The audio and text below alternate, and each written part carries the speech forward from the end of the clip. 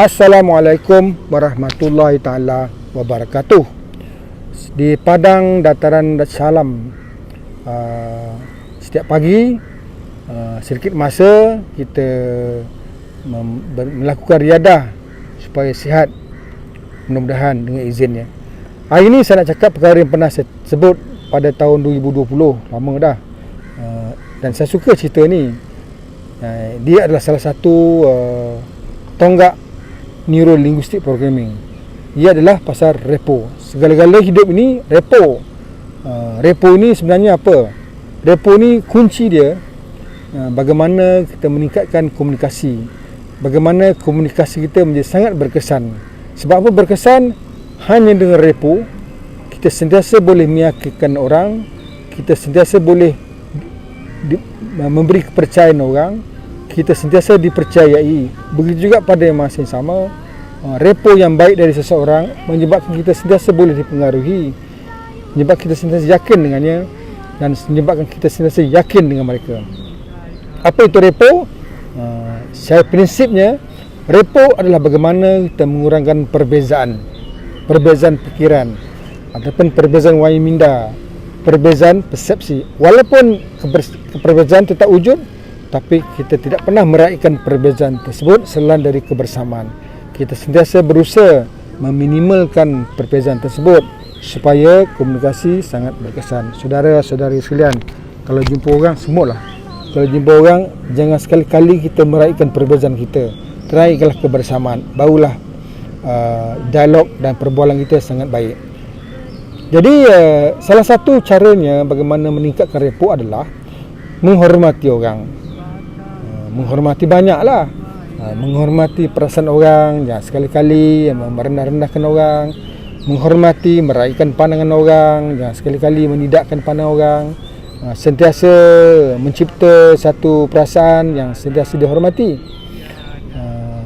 Kegagalan kita mencipta repo akan menyebabkan kita tidak pernah dipedulikan, ataupun kegagalan orang mencipta repo dengan kita menyebabkan kita tak peduli orang itu. Percayalah. Jadi bagaimana menghormati orang itu, maksud saya adalah pertamanya menjaga perasaannya. Jangan sekali-kali kita menyebut ataupun mempersoalkan orang yang boleh menafikan kehadirannya. Jangan sesekali kita tidak meraihkan pandangan orang, menafikan cara dia berfikir. Dia menafikan pandangan orang juga akan menyebabkan tidak ada repo.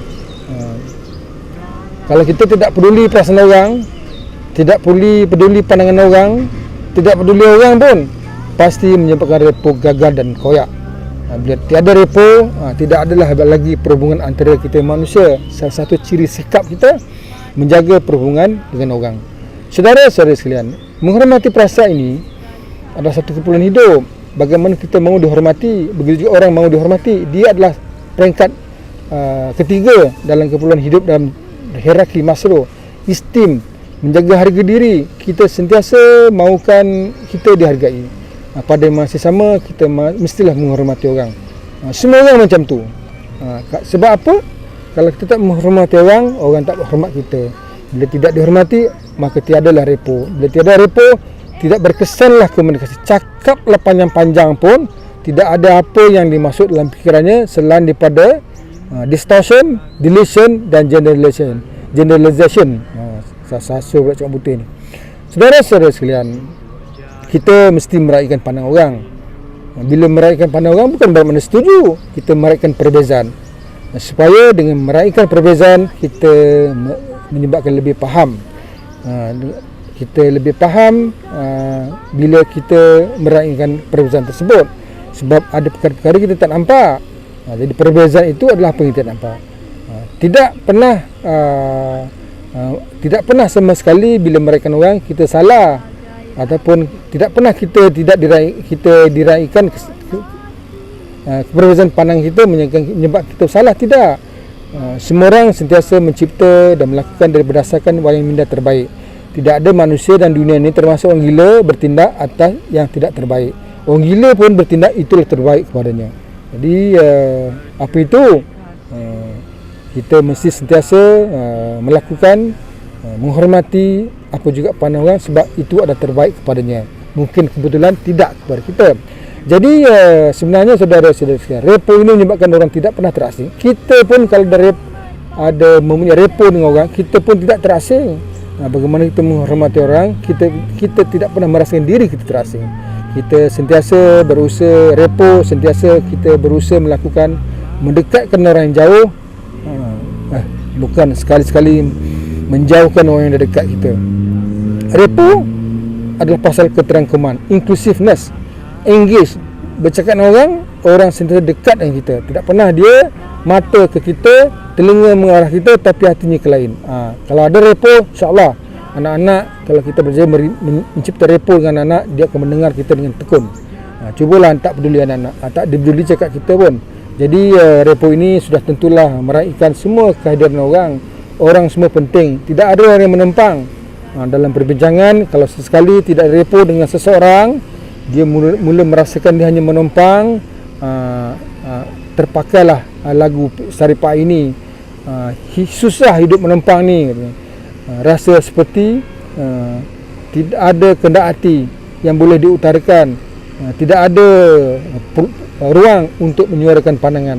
Dia sangat menyedihkan. Menumpanglah dia, mendengar saja. Saudara, jangan sesekali ada pasukan kita, sebahagian kecilnya merasa menumpang. Kalau menumpang, rapuhlah pasukan kita. Repo itu salah satu yang paling penting saya sebut. Tidak ada no, tidak ada you are wrong, tidak ada that's your problem, I don't care, kau silap, tidak ada.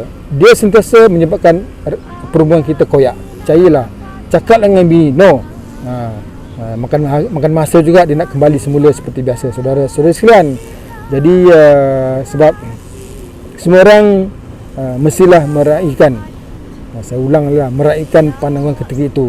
Walaupun dia jelas salah, dia akan sedar, insyaAllah. Sebab manusia ni sentiasa berubah mengikut masa dan pengalaman hidupnya.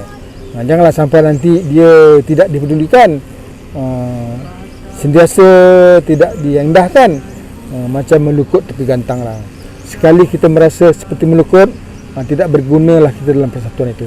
Saudara-saudara sekalian, bila tidak ada repo, mulalah orang itu mencipta alasan, membuat andaian orang tak suka dia tidak diperlukan.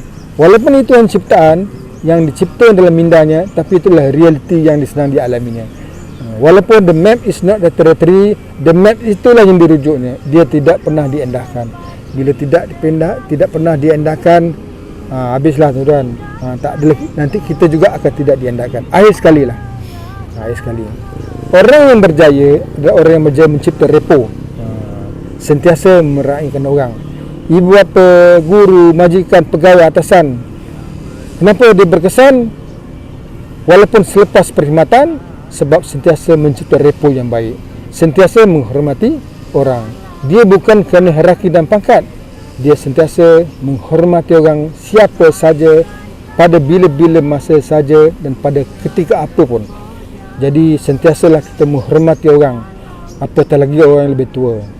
Menghormati orang itu adalah salah satu bagaimana kita mencipta repo yang baik, lantas mencipta komunikasi yang baik. Betul, Dali? Assalamualaikum. Semoga berfaedah.